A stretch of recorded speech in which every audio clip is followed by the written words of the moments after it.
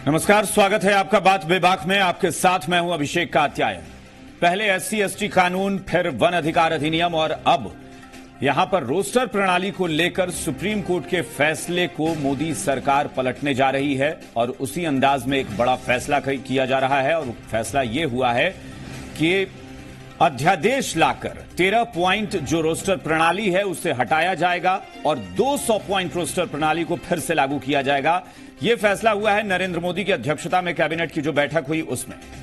अब सवाल यही है कि सुप्रीम कोर्ट के फैसले को एक बार फिर से जब बदलना था, अध्यादेश लेकर आना था, तो उससे पहले भारत बंद का इंतजार क्यों किया गया? उससे पहले विरोध भड़कने का इंतजार क्यों किया गया? सरकार ने the central educational institutions reservation in teachers cadre ordinance 2019 ये अध्यादेश होगा जिसे जारी करने का ऐलान किया है। इसके मुताबिक आरक्षण के लिए डिपार्टमेंट नहीं बल्कि यूनिवर्सिटी या फिर कॉलेज को एक यूनिट माना जाएगा। सबसे बड़ा विरोध इस बात को लेकर भी था इस 13 पॉइंट रोस्टर प्रणाली में कि यूनिट जो है वो विभाग को मान लिया गया था, डिपार्टमेंट्स को माना गया था, लेकिन अब तय हुआ है कि पहले की तरह ही यूनिवर्सिटी या फिर कॉलेज को ही यूनिट माना जाएगा। ये रिपोर्ट देखिए। विश्वविद्यालयों में नौकरी के लिए 200 पॉइंट रोस्टर पर अध्यादेश को मंजूरी।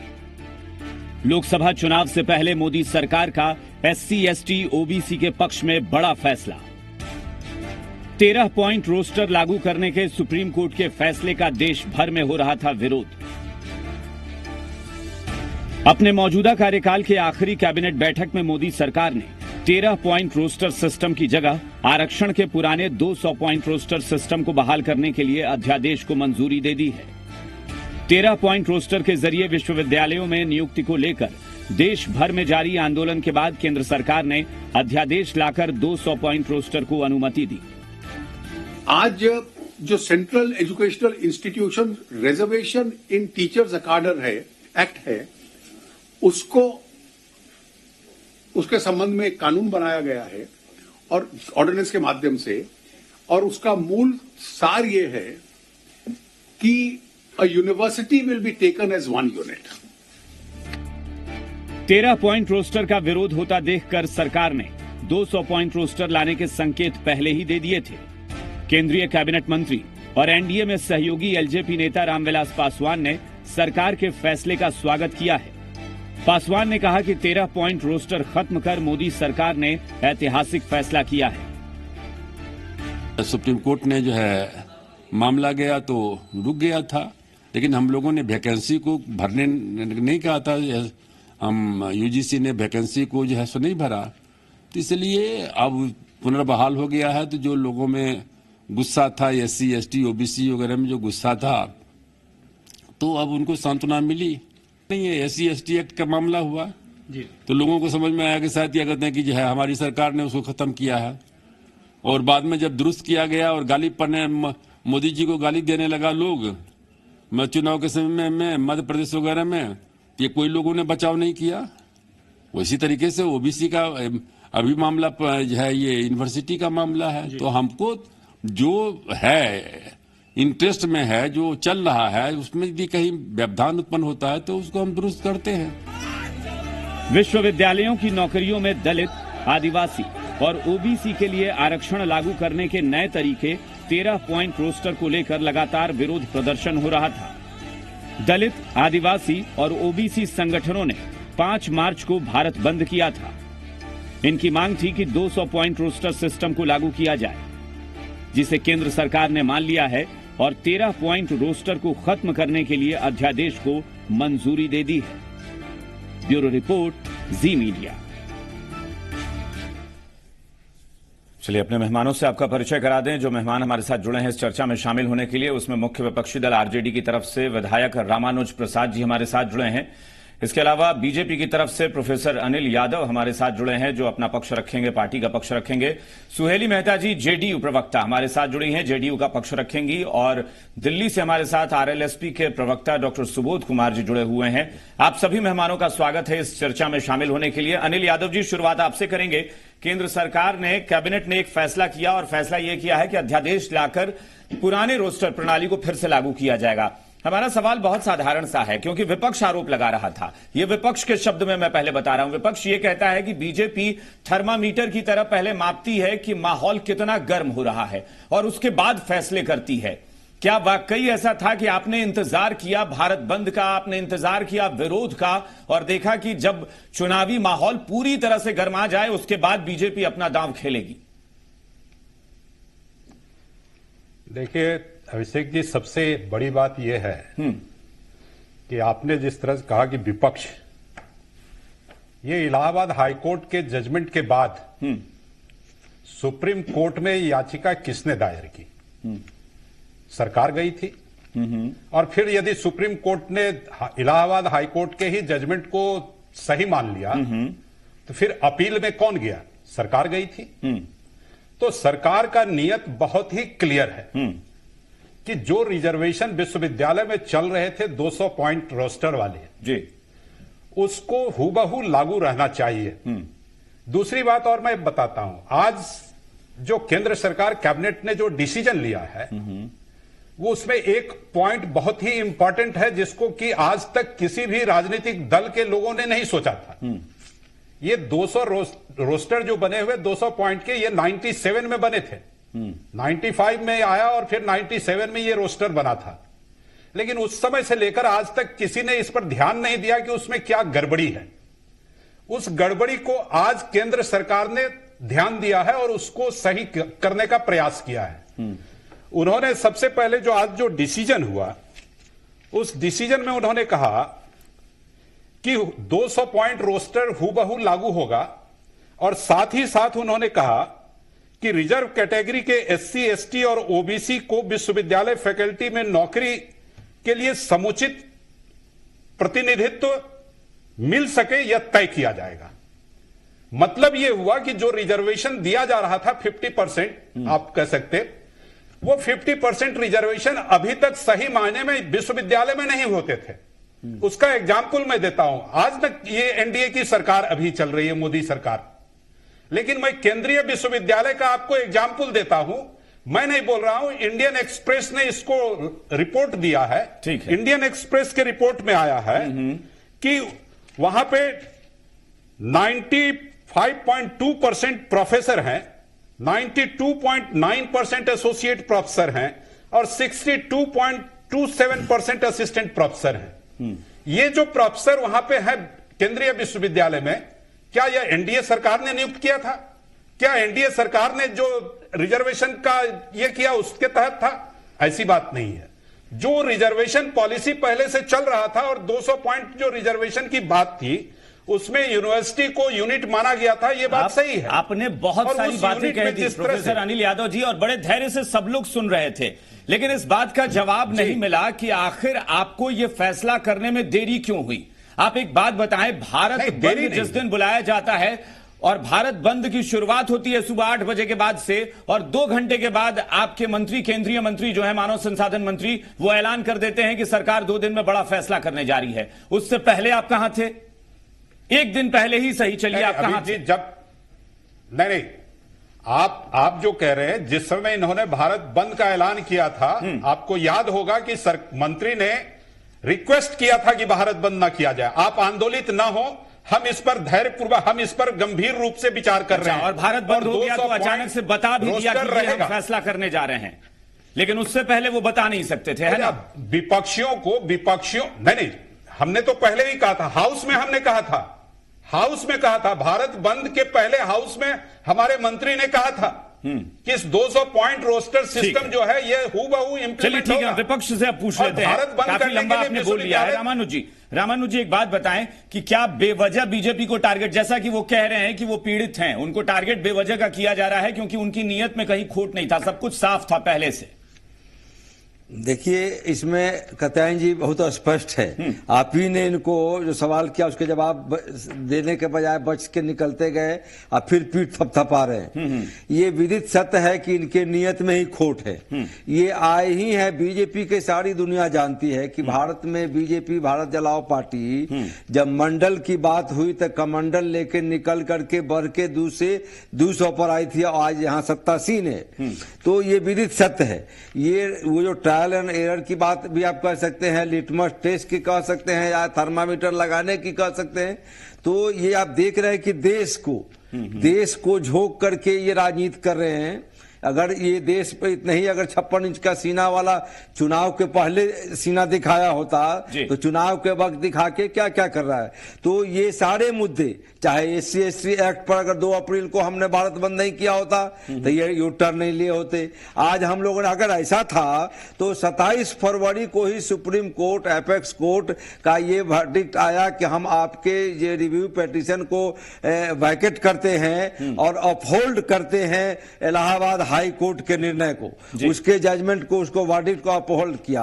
27 फरवरी से कहां थे ये? मैं आपको स्पष्ट बताना चाहता हूं कि इसमें कहीं दो ये रेक्टिफिकेशन की बात करें, ये विदित सत्य है। इट इज आवर ये एडमिशन कि हाँ साहब, सोशियो इकोनॉमिक पॉलिसी इनके और वो दूसरे हैं, अलग नहीं है, दोनों का सोशियो इकोनॉमिक पॉलिसी एक है। ये मामला है कत्यायन जी माइंडसेट का।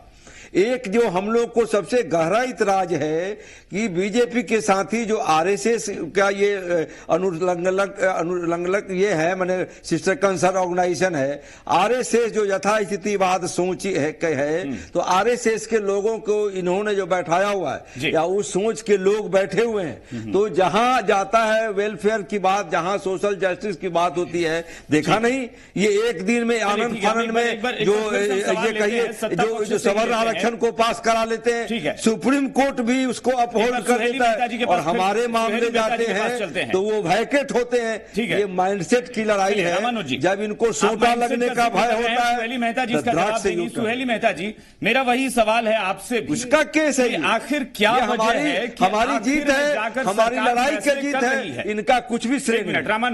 रामानुज जी, क्या वजह है कि आखिर तक इंतजार किया जाता है, चाहे वो SC/ST का मामला हो या वन अधिकार अधिनियम का मामला हो आदिवासियों का, या फिर अब ये मामला हो? क्या वाकई माहौल गरमाने का इंतजार किया जाता है कि विपक्ष को आखिर में जाकर हम जवाब दे सकें? कोई इंतजार नहीं किया जाता है अभिषेक जी, चूंकि विपक्ष को, विरोधियों को विरोध करना है। बस यही मुद्दा है कि किसी भी चीज में विरोध करना है, इसलिए वो विरोध करते हैं। आखिर किसी भी पॉलिसी को तय करने की कोई प्रक्रिया होती है, ये प्रक्रियाधीन था। ये जो 13 पॉइंट रोस्टर को हटाना था, ये जो मुद्दा है ये प्रक्रियाधीन था, ये पॉलिसी तैयार करने के लिए। और जब विरोधियों ने देखा, क्योंकि ये तो पहले से हाउस में इसकी चर्चा हुई थी, हमारे माननीय राज्यसभा के सांसद हैं श्री RCP सिंह, उन्होंने भी बहस किया था इस पर। तो ये तो तय था कि 13 पॉइंट रोस्टर हटेगा ही और 200 पॉइंट फिर से बहाल होगा, जो प्रोफेसर्स की नियुक्ति का मामला जो है। सुहेली जी, एक बात बताइए, अभी रामानुज जी ने यह सवाल उठाया कि अगर 27 फरवरी को इस बारे में सुप्रीम कोर्ट ने बात कर दी स्पष्ट, तो उसके बाद 5 दिन, आप उसके बाद 5 दिन जोड़िए, 5 दिन बहुत होते हैं, 5 दिन में माहौल सुलग जाता है, लोग आक्रोशित हो जाते हैं। क्या सरकार अगर पहले से तय कर चुकी थी कि सुप्रीम कोर्ट में अगर हमारा तर्क नहीं सुना जा रहा है तो हम अध्यादेश लाएंगे, वो 2 दिन के अंदर प्रधानमंत्री से बात करके फैसला हो सकता था? बिल्कुल, देखिए पॉजिटिव तो माइंडसेट था ही कि अगर इस तरह का होगा तो हम अध्यादेश लाएंगे, जो 200 पॉइंट रोस्टर का होगा उसको हम लाएंगे। तो प्रक्रियाधीन था, हम यही बार बार कह रहे हैं, कोई भी चीज तुरंत एक दिन में नहीं होता है। लेकिन विरोधी जब तक सड़क पे नहीं उतरेंगे, इन लोगों को ये लग रहा है कि हम विरोध किए तो इसलिए ये हमारी उपलब्धि गिनी जाएगी, यानी कि सरकार अगर नहीं भी चाहती तो इनकी ये उपलब्धि गिनी जाएगी। देखिए हमारी सरकार, अभिषेक जी, सामाजिक न्याय की पक्षधर है। हमारे माननीय मुख्यमंत्री आपने मौका दे दिया ना सड़क पर आने का, वो सड़क पर आने से आप पहले ही रोक लेती। सवाल, एक मिनट, हमारे मुख्यमंत्री जी हर एक वैसे फैसले के पक्षधर हैं जो सामाजिक न्याय को सुनिश्चित करती है, और हर उस फैसले के अगेंस्ट में रहते हैं जो सामाजिक न्याय को ध्वस्त करती है। तो इस बाबत इन लोगों ने ये तय किया हुआ था कि अगर सुप्रीम कोर्ट में 13 पॉइंट रोस्टर को ही पर ही मुहर लगेगी और तो उसके अगेंस्ट में हम 200 पॉइंट रोस्टर लाने के लिए। ठीक है, चलिए आप लोगों की नीयत में ये विपक्ष कह रहा है, हम तो सवाल ही पूछ सकते हैं, हम ये नहीं कह सकते कि आपकी नीयत में हमारी खोट है। नीयत तो सही है, तो विपक्ष क्या कहेगा? नहीं, हम नहीं कह रहे हैं। एक मिनट रामानुज जी, हम आपके पास आएंगे, रामानुज जी आपके पास आएंगे, लेकिन एक मिनट जरा सा, सुबोध जी भी काफी देर से बैठे हैं, वो भी कुछ कहना चाह रहे हैं। सुबोध जी एक बात बताइए, क्या अब शिकायतें दूर हो जानी चाहिए? क्या अब नहीं लगता है कि अब सत्ता पक्ष अगर कह रहा है कि नहीं हमारी नीयत साफ थी और हमने तो फैसला कर लिया कि अध्यादेश लेकर आ रहे हैं, तो अब फिर शिकायत क्यों? देखिए, पक्ष और विपक्ष की यहाँ बात नहीं है। जो मूल्यों संविधान के निर्माताओं ने जो अंकित किया था संविधान में, खास करके सामाजिक न्याय, ताकि एक नया भारत बना सके, कहीं न कहीं पिछले 5 सालों में, सिर्फ ये रोस्टर का मुद्दा नहीं है, लगभग 5 सालों में ये देखा जा रहा है कि सामाजिक न्याय को लगातार डेंट किया जा रहा है। देखिए, ये जो रोस्टर का जो मुद्दा है, 5 मार्च को 2018 में आता है, इलाहाबाद कोर्ट का जो वर्डिक्ट को अपहेल्ड कर देता है सुप्रीम कोर्ट, और उसके बाद अगस्त में हम एसएलपी जाते हैं। एसएलपी जाने में मार्च से लेकर अगस्त हो गया, उसमें एसएलपी में गए ये लोग। इस बीच में लगातार अपॉइंटमेंट का एडवर्टीजमेंट होने लगा। जब शिक्षक और स्टूडेंट और बाकी समाज के संस्थाएं जब रोड पे उतरी, तब जाके यूजीसी ने लेटर, एमएचआरडी ने यूजीसी को लेटर लिखा और यूजीसी ने कॉलेज और यूनिवर्सिटीज को लेटर लिखा कि अपॉइंटमेंट नहीं होनी चाहिए। उसके बाद अभी जो हमारे माननीय जो नेता हैं, सम्मानित नेता हैं उपेंद्र कुशवाहा जी, उस समय वो मंत्री थे, एमओएस एचआरडी थे, उन्होंने मिलकर प्रधानमंत्री से बात कर एसएलपी दायर किया, और वो जो एसएलपी था वो एचआरडी मंत्रालय और यूजीसी दोनों मिलकर जाकर सुप्रीम कोर्ट में दायर किया, और वो डिफीट हो गया। आप कह रहे हैं कि आपके नेता ने ये किया था, लेकिन आपके नेता जब थे तो उनको क्यों लग गया मार्च से अगस्त? नहीं, आपने खुद कहा है कि मार्च से अगस्त तक का टाइम लग गया, तो आपके नेता भी कर सकते थे। देखिए, लगातार हमने खुद मैंने राष्ट्रीय लोक समता पार्टी के प्रवक्ता के नाते नेशनल न्यूज़पेपर में इसके 6 मार्च को ही हमने एडिटोरियल लिख दिया था। 6 मार्च को ही लिखा था, और लगातार हम ये मुद्दा उठा रहे थे, और माननीय मंत्री जी ने लगातार प्रधानमंत्री से बात कर ये एसएलपी आया, ऐसे एसएलपी नहीं आया था। दूसरी बात यह है, जब हमारे मंत्री ने जब रिजाइन किया, देखिए फैक्ट है, नहीं, एक मिनट सुनिए, जैसे हम बार बार कह रहे हैं कि हम सिर्फ सवाल पूछेंगे, हम नियत पर ना उनके खोट बताते हैं, लेकिन आपने खुद जब कहा कि हमारे यहाँ मार्च से अगस्त का वक्त लग गया सरकार को एसएलपी के लिए, तो उस वक्त आपके नेता खुद मंत्रिमंडल में शामिल थे। जी। और आपने खुद कहा है कि उनकी पहल पर हुआ, तो वो क्यों नहीं? लगातार हम लोग उनसे बात कर रहे थे, हम लोग रोड पे भी उतर रहे थे, हम लोग लगातार मीडिया के माध्यम से देरी मंशा में खोट थी।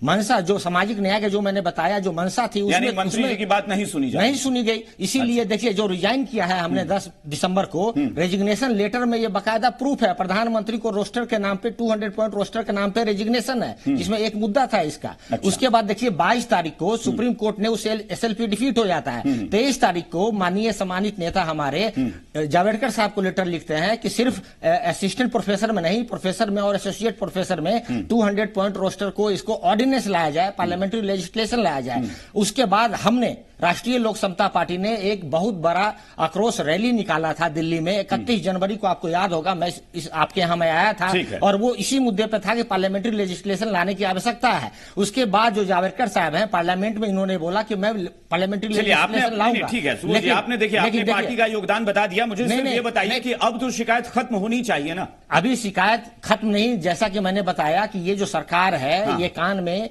जो है रुई डाल के बैठी हुई रहती है। शेड्यूल ट्राइब एट्रोसिटीज एक्ट था 1989 का, उसमें भी देखिए 2 बार भारत बंद हुआ पक्ष और विपक्ष से, तब जाकर इनके कान का ये जो रुइया हटा। उसके बाद आप देखिए ये जो भारत बंद हुआ तब जाकर हटा। आदिवासी वाले में 11 लाख आदिवासी जो है राइट टू फॉरेस्ट से डिक्लाइन कर दिया गया।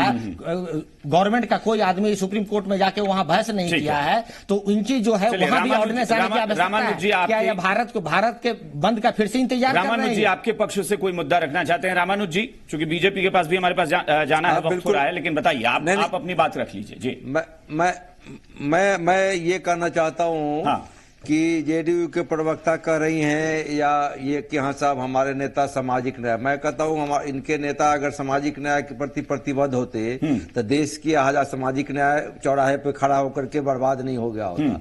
अगर नीतीश जी को इतना कमिटमेंट होता, जब देखे कि बंदी का ऐलान हुआ तो 1 दिन पहले मीटिंग करके बयान दे रहे हैं। प्रधानमंत्री जी 3 मार्च को यहाँ आते हैं, उस मंच से ये भाषण कर रहे हैं, क्या क्या उनको वोट दे रहे हैं, अब वोट दिलवा रहे हैं। इनको 370 धारा बीजेपी के लोग, आरएसएस के लोग का पट्टी दिखा रहा है, हटाओ हटाओ नीतीश कुमार को दिखा करके मुंह चिढ़ाया जा रहा है।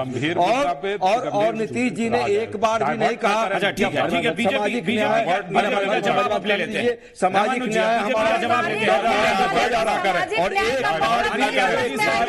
बार भी नहीं कहा, एक बार भी मुंह नहीं खोला। ठीक है रामानुज जी, चलिए आपने अपनी बात के लिए जवाब ले लीजिए, बीजेपी से जवाब ले लीजिए। अनिल यादव जी इसका जवाब दीजिए। अनिल यादव जी, कहा यह जा रहा है कि कुशवाहा भी मंत्रिमंडल में बात यही सुनी पहले तो इनको रोका जाए। रामानुज जी और इसमें रामानुज जी आपने अपनी बात के लिए जवाब ले लीजिए। रामानुज जी जवाब ले लीजिए, समय हमारे पास कम है। रामानुज जी युवा विरोध करके रामानुज जी युवा को सच्चाई जानने की जरूरत है। रामानुज जी सामाजिक न्याय सच्चाई जानने की जरूरत सामाजिक है। न्याय सही चाहिए, बिल्कुल सही अंतिम पायदान पे बैठा है। ऐसे यहाँ पे पारिवारिक न्याय हो रहा है, सामाजिक न्याय के बदले तेजस्वी यादव को न्याय। रामानुज जी आपने अपनी बात कह ली है। रामानुज जी अपनी बात कह ली है, 1 मिनट जवाब ले लीजिए। रामानुज जी प्लीज, रामानुज जी जवाब ले लीजिए एक बार। ऐसा नहीं चलता, ऐसा नहीं चलता रामानुज जी ऐसे नहीं चलता। न्यायपालिका में रोस्टर सिस्टम आपको समझ में नहीं आता। खिलाफ वाले ये जितने सामाजिक न्याय के लोग आरजेडी और यूपीए के लोग हैं, इनको और ये देश में नहीं चलने दिया जाएगा। किसी के भरोसे हम लोग। रामानुज जी आपने अपनी बात कह ली है, आप समय आप नष्ट कर रहे हैं। रामानुज जी प्लीज, इनको चुप कराइए। रामानुज जी प्लीज, रामानुज जी आपने अपनी बात कह ली। मॉनिटर करिए इनको मामला। चलिए हम तो फिर आवाज बंद करेंगे, वहां की पटना की आवाज बंद करेंगे। सुबोध जी आप कुछ कह रहे थे, बहुत संक्षेप में, हमारे पास वक्त बहुत है। सबसे बड़ी बात है कि इस पूरे लड़ाई में जो 1 साल लगभग 5 मार्च से लेके अभी तक 7 मार्च हो गया, 1 साल का खामियाजा कौन भुगतेगा? अपॉइंटमेंट तो आप छोड़ दीजिए, अपॉइंटमेंट तो इन्होंने पूरा बैन ही लगा दिया है। और अनएम्प्लॉयमेंट का देखिए क्या हाल संक्षेप में बताइए। जी देखिए, सबसे ज्यादा घाटा जो हुआ है, पठन और पाठन की प्रक्रिया को पूरा हॉल्ट कर दिया गया है। पूरे भारत की यूनिवर्सिटीज में कोई अपॉइंटमेंट नहीं हुआ, शिक्षक वहां है नहीं, कॉन्ट्रैक्ट पे बहाली हो रहा है। ये प्रक्रिया जो है, सामाजिक न्याय वाले जो पक्षधर होकर यहाँ बैठे हुए हैं, खासकर जेडीयू वाले जो यहाँ बैठे हुए हैं, सामाजिक न्याय के बहुत बड़े